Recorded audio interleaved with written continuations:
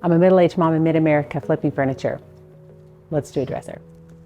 This little Bassett dresser wasn't in too bad a shape. I have a trim that did come off that I had to reattach.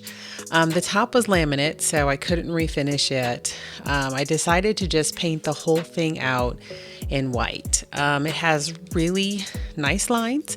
I liked all the little curves that it had on it. Very functional. It could really be used as maybe a small buffet. It could really be used also as a large nightstand. So I got to it. I had a little bit of veneer damage that I had to fix. You can see on the door there.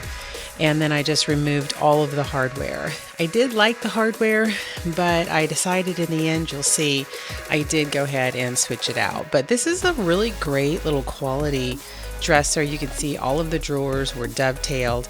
I did have a little bit of veneer damage, peeling veneer on the bottom. So it was fully wood. So I just took off the part that was peeling and it was smooth, sanded it, and then I just simply primed and painted over it. So was able to keep all of those nice little details. Here's how I prep for spraying. So I put in a machine screw backwards, and then I use tape. You can see I just take it right off with my 5-in-1 tool, keep that extra bit, and then I don't know if you noticed, but I put some tape on the back side of that screw, and then that way there's no overspray.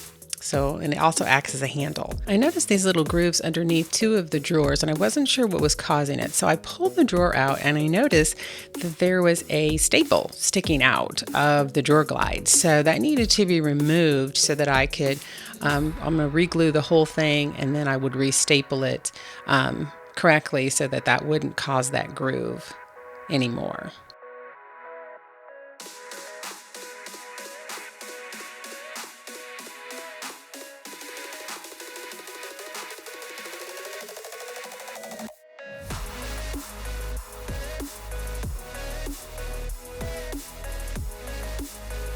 Here I'm using some glazing Bondo to fill in those grooves. This they were kind of deep, these gouges. So I put this on, but then I actually also went back with the 2-part regular Bondo to fill all these in. Then I'm using liquid sandpaper for my final clean, just to make sure I have all of the areas completely clean and free of any kind of oils or waxes.